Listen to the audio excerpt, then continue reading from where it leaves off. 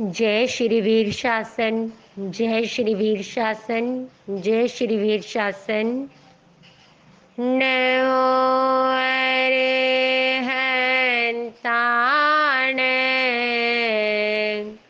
नमो सिद्धाण। नमो आयर्याण। नमो वज्रायाण।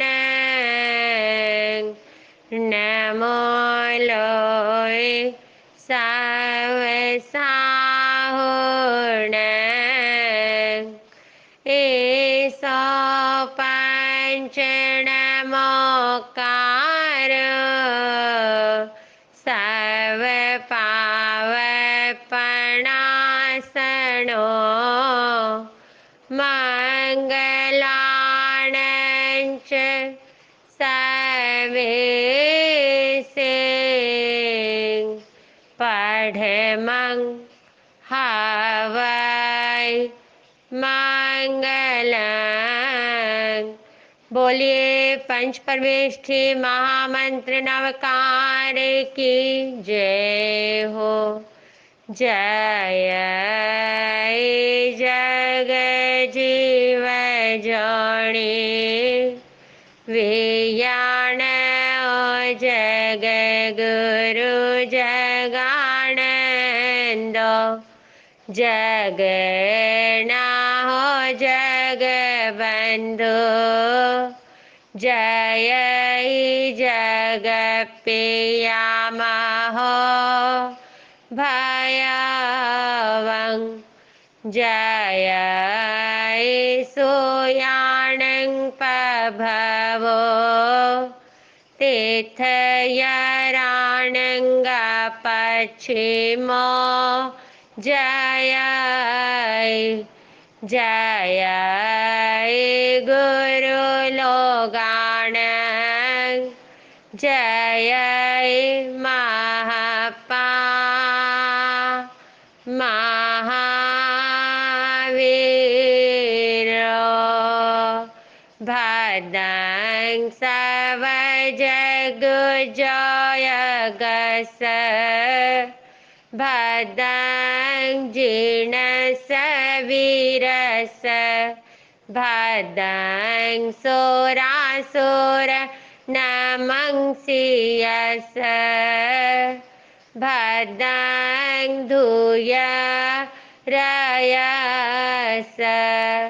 गुण भवन गहन सुयरयण। भरिय दंसन विशुद्धर थागा। संघ नगर भदंते। अखंड चारित पागारा। संजम तव तुम्बारयस। नमो सम्मत पारियलस। आपड़ी चक सजाओ हो सया। संघ चकस। बोलिए सकल चतुर्वेद श्री संघ की जय हो। अनंत केवली भगवंत की जय हो। सर्वज्ञ सर्वदर्शी तीर्थंकर महाश्रमण महाप्रभु महावीर स्वामी भगवान की जय हो। अनंत लब्धि के भंडार श्री गौतम स्वामी भगवान की जय हो। अनंत उपकारी श्री सुधर्मा स्वामी भगवान की जय हो। अनंत उपकारी श्री जम्बू स्वामी भगवान की जय हो। समस्त 14 पूर्वधर आचार्य भगवंत की जय हो। अनंत उपकारी आचार्य श्री भद्रबाहु स्वामी जी महाराज से लेकर वर्तमान में युग प्रधानाचार्य आचार्य सम्राट पूज्य श्री शिव मुनि जी महाराज पर्यंत समस्त आचार्य भगवंत की जय हो। अनंत उपकारी श्री देवर्षि गणेश क्षमा श्रमण महाराज से लेकर वर्तमान में आगम ज्ञाता आगम पुरुष उपाध्याय भगवान श्री जितेंद्र मुनि जी महाराज पर्यंत समस्त उपाध्याय भगवंत की जय हो। विहरमान भगवान की जय हो। 11 गंधर्व 16 महासतियों की जय हो। भगवती आर्याश्रम निशिरोमणि माँ सती श्री चंदन बालाजी महाराज से लेकर वर्तमान में मेरी गुरनी मैया अति विचक्षणा महासती श्री नंदिनी जी महाराज पर्यंत समस्त साधु साध्वी भगवंत की जय हो। श्री उत्तराधीन जी सूत्र 9वां अध्ययन गाथा 17 से 22। मठंग ने सामेता हे ओ कारण चोइयो ताओ न मिंगराय रे सिंह देवेंदोय नम बवि पागारंकारयिताणं गोपुर टालगाणीय ओसुलग सयघियो ताओ गच्छसि खतिया एय मठंग निसामेता हे ओ कारण चोइयो ताओ न मीराय ऋषि देविन्दमिनमबवि सद्धं च नगरं किच्चा तव संवरमगलं खन्तिं निउणपागारं तिगुतं दोपधंसयं धनुं परकं किच्चा जीवं च इरियं सया धीं च कियणं किच्चा सचेणं कलिमन्थय तव नाराय जुतेणं भेतूर्णं कामकञ्चूयं मुनिविगय संगामो भवाओ परिमुच्चये।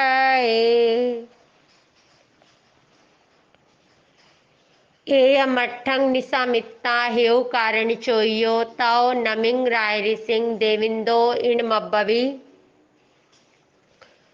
तदनंतर अपने प्रश्न का समुचित उत्तर संप्राप्त कर समाधान प्राप्त कर इंद्र महाराज शक्रेंद्र महाराज फिर आगे नमिराज ऋषि को इस प्रकार कहने लगे कि हे राजन पागारं कारयिताणं गोपुर टालगाणीय उसु लग सयज्ञियो तौ गच्छसि खत्तिया। हे क्षत्रिय आप कहते हैं मैंने संयम धारण कर लिया है, भाव रूप से दीक्षित हो गया हूँ, पर हे क्षत्रिय आप एक क्षत्रिय हैं, आपका दायित्व है पहले आप पागारं कारयिता आप एक किले का निर्माण करवाएं, एक मजबूत किला बनवाएं और गोपुर टालगाणिया और नगर के मुख्य द्वार पर अट्टालगाणी प्रकार के ऊपर युद्ध करने वाले स्थान बनवाएं, अट्टालिका आदि बनवाएं, उस्तुलग और कोट की खाई तैयार करवाएं, संयज्ञियों बहुत प्रकार के अस्त्र शस्त्र शतग्नि तोपे आदियों का निर्माण करवाएं तौ तदनंतर गच्छसी, हे क्षत्रिय, उसके बाद आपको नगर छोड़कर जाना चाहिए। ये सब नगरी आपकी है, इसको आपने सुरक्षित करना है, क्योंकि क्षत्रिय कौन है? क्षतात भयात त्रायते इति क्षत्रिय। और आपका मुख्य धर्म क्या है? प्रजा का पालन करना, भय से उसकी रक्षा करना। और आप एक क्षत्रिय हैं तो आप अपने प्रजाजनों को भय रहित बनाकर, सुरक्षित बना करके फिर आप चले जाना। फिर आप जा सकते हैं, पर पहले आप नगर को सुरक्षित करके जाएं, किले का निर्माण करवाएं, खाई का निर्माण करवाएं, अनेक प्रकार के अस्त्र शस्त्रों का निर्माण करवाएं, और फिर यदि जाना है तो फिर आप चले जाना। एयमठंग निसामित्ता हेउ कारण चोरियो तौ नमिराय ऋषि देविंदमिर्मब्बवी। तदनंतर देवेंद्र के इस प्रकार कहने पर सुनकर के इन विचारों को राजऋषि नमि हेतु और कारण से प्रेरित होकर के इंद्र महाराज को इस प्रकार से कहने लगे। सद्धं च नगरं किच्चा तव संवर मग्गलं खंतिं न्यूण पागारं तिगुत्तम दुपधंसयम। कि हे ब्राह्मण देव, हे विप्रदेव, क्योंकि इंद्र महाराज ब्राह्मण वेशधारी हैं, ब्राह्मण के वेश में आए हैं, और इतना तो उनको अनुमान प्रमाण से बोध हो गया है। आखिर इतनी तो उनकी मति की निर्मलता है, प्रज्ञा का जागरण हो चुका है, जाति स्मरण ज्ञान हो चुका है, भाव दीक्षित हो चुके हैं। नमिराज ऋषि जान चुके हैं कि ये कौन है और किस प्रकार मेरे वैराग्य की पराकाष्ठा की परीक्षा लेने के लिए ये ऐसा कर रहे हैं। उनके अंदर तो सच्चा वैराग्य का प्रादुर्भाव हो चुका है, सच्चा वैराग्य का आविर्भाव हो चुका है, सच्चा वैराग्य उत्पन्न हो चुका है, सच्चे वैराग्य का जन्म हो चुका है। तो जो भी समाधान आएगा वह वैराग्य गर्भित होगा, ज्ञान गर्भित होगा, सार गर्भित होगा, और कैसा भी प्रश्न करेंगे तो नमिराज ऋषि उसका समाधान कर देंगे, क्योंकि उनके अंतर का ज्ञान प्रकट हो चुका है और उनके मोह का आवरण समाप्त हो चुका है। वे सच्चे अर्थों में भाव दीक्षित हो चुके हैं और द्रव्य रूप से तैयारी कर रहे हैं, बिल्कुल तैयार हैं, ये तो मार्ग में आ गए हैं। तो उनका समाधान करना उनको समुचित लग रहा है, और इसीलिए उनका समाधान बारंबार कर रहे हैं। अब उन्होंने कहा कि आप पहले किले का निर्माण करवाएं, प्राकार का, कोट का, खाई का निर्माण करवाएं, अस्त्र शस्त्रों का। देखिए नमिराज ऋषि ज्ञान गर्भित क्या समाधान करते हैं। सद्धंग नगरं किच्चा, कि हे ब्रह्मदेव, मैंने श्रद्धा का नगर बना लिया, मैंने श्रद्धा का नगर बना लिया है।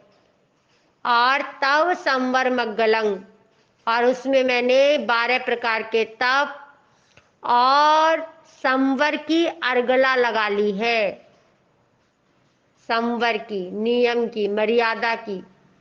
खंतिंग न्यूण पागारंग, और मैंने क्षमा को सुदृढ़ प्राकार कोट बना लिया है, निपुण प्रकार है। न्यूण पागारंग, सुदृढ़ निपुण। मैंने क्षमा का कोट तैयार किया है, श्रद्धा का नगर बनाया है, तप और संवर की उसमें अर्गला लगाई है, क्षमा का मैंने कोट बनाया है, और त्रिगुप्तम दुपधंसयं, त्रिगुप्तियां मैंने जो धारण की हैं वे दुपधंसयं, जो किसी भी प्रकार से वैरी से जीता ना जा सके, ऐसा मैंने दुर्ग का निर्माण किया है। ऐसी मैंने मनोगुप्ति रूप खाई का निर्माण किया है, ऐसी मैंने वचन गुप्ति रूप अट्टालिका का निर्माण किया है, और ऐसे मैंने काय गुप्ति रूप शतग्नि आदि अस्त्र शस्त्रों का अपनी काया को इतना मजबूत बनाया है कि इस पर किसी भी प्रकार के किसी वैर विरोध का कोई भी प्रभाव होने वाला नहीं है। मैंने अपने जीवन को श्रद्धा, निष्ठा, क्षमा भाव से 3 गुप्तियों से, मन गुप्ती से, वचन गुप्ती से, काया गुप्ती से गुप्त कर लिया। मैंने ऐसे मजबूत सुदृढ़ दुर्ग का निर्माण कर लिया है और इसीलिए मैं सुरक्षित हूँ। और रही बात, मैंने आपको पहले भी कहा कि अब मैंने ममत्व का विसर्जन कर दिया, मेरेपन का त्याग कर दिया।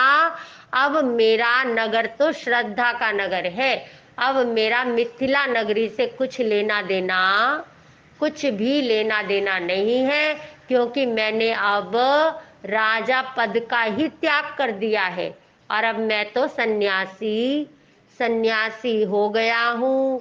और उपशम और संवेग से मैंने अपने समस्त गुणों का दुर्ग द्वार बना लिया है और हर प्रकार से मिथ्यात्व आदि शत्रुओं से मैंने स्वयं को सुरक्षित कर लिया है। मैंने इस प्रकार से, हर प्रकार से अब मुझे कोई, मैं निर्भय हो गया।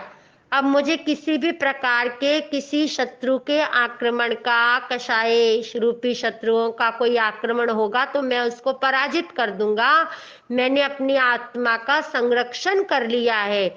मैंने ऐसे आध्यात्मिक दुर्ग का निर्माण कर लिया है और मैं राग द्वेष के प्रबल शत्रुओं के आक्रमण से स्वयं को यत्नपूर्वक बचाने में समर्थ हो चुका हूँ और मेरा जीवन अब आध्यात्मिकता की ओर है और मैं अपने आंतरिक आत्म स्वरूप को भली भांति जान चुका हूँ और इसीलिए अब मुझे इस बाहर की नगरी से कोई प्रयोजन नहीं है। धनुं परक्कम किच्चा जीवं च इरियं सया धीं च केणं किच्चा सच्चेनं पलिमंथये।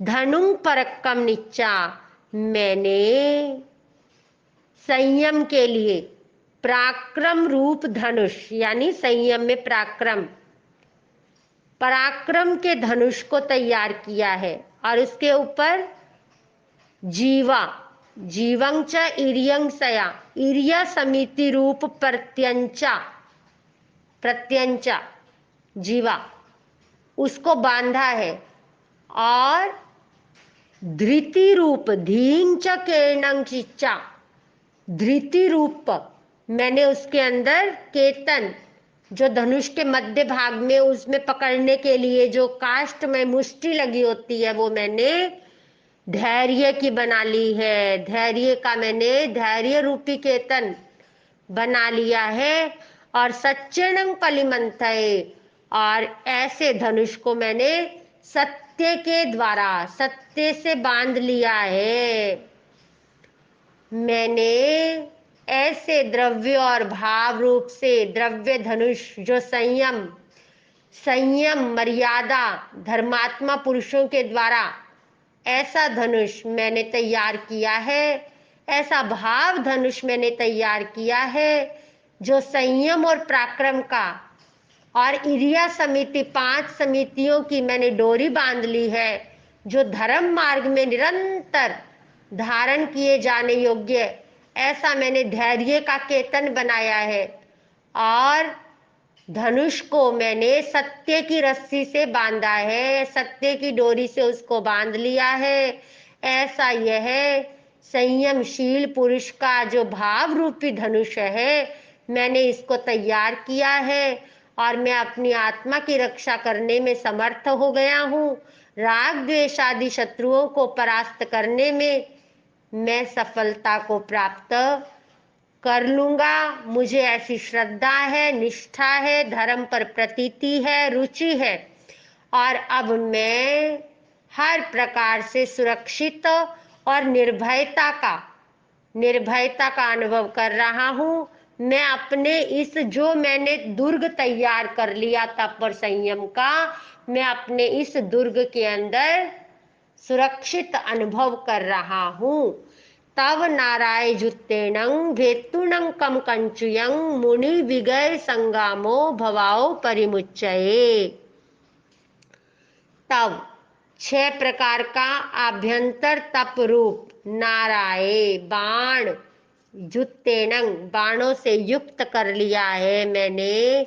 वेत्तुणं कम कंचुयं, और जो मैंने कर्म रूपी जो कंचुक है, उसको मैंने, कवच है जो कंचुक है, कर्म रूपी जो कंचुक है, उसका मैंने भेदन भेदन कर दिया है। अब कोई भी कर्म मेरे ऊपर प्रभावशाली होने वाला नहीं है, क्योंकि मैंने 6 प्रकार के आभ्यंतर तप रूप प्रायश्चित, विनय, वैयावृत्य, स्वाध्याय, ध्यान और कायोत्सर्ग, इस प्रकार से इनसे युक्त होकर के कर्म रूपी कंचुक अर्थात कवच को मैंने भेद डाला है, भेदन कर दिया है। और मुनि विगय संगामो, और मैं ऐसा संयमशील साधु बनने जा रहा हूँ। विगय संगामो, जो बाह्य संग्राम से जिसको कोई प्रयोजन नहीं है। विगत संग्राम, जो बाहर के युद्ध से अलग हो चुका है, सर्वथा मुक्त हो चुका है। और भवाओ परिमुच्चय, और संसार से सर्वथा मुक्त होने के लिए संयम के इस महासंग्राम पर चल पड़ा है। अब बाहर के संग्राम से कोई प्रयोजन नहीं है। मैं ऐसा जिसने अष्ट कर्म रूपी कंचुक कवच का भेदन कर डाला है, तप रूपी बाण चढ़ाकर, और कर्म रूपी कवच का मैंने भेदन कर दिया है। और मैं अब संसार से सर्वथा छूटने का अनुभव कर रहा हूँ, मैं मुक्ति का अनुभव कर रहा हूँ, और हर प्रकार से स्वयं को सुरक्षित और निर्भय अनुभव कर रहा हूँ। वास्तव में जब अंतर्घट में वैराग्य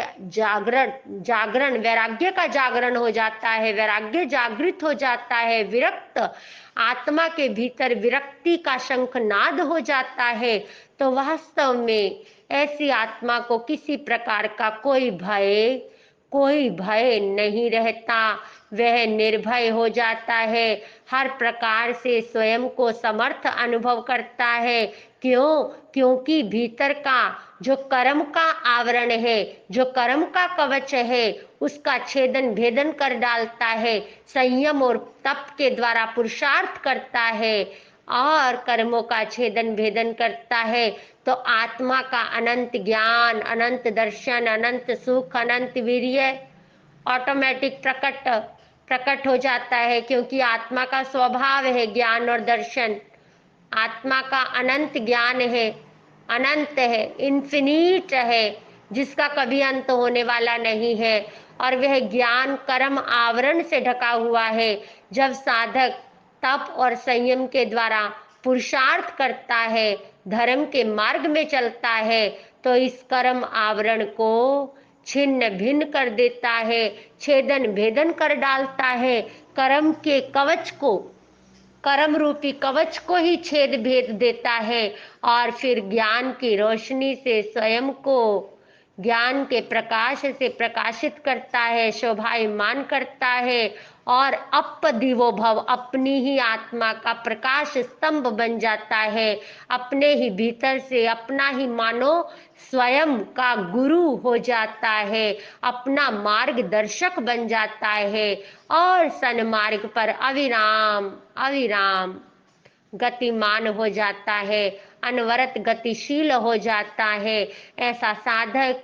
तो ऐसे इस प्रकार से हमारे नमिराज ऋषि ने एक बार फिर शक्रेंद्र महाराज, ब्राह्मण वेशधारी शक्रेंद्र महाराज को समुचित समाधान दे दिया कि अब मुझे बाहर के नगर से कोई प्रयोजन नहीं है।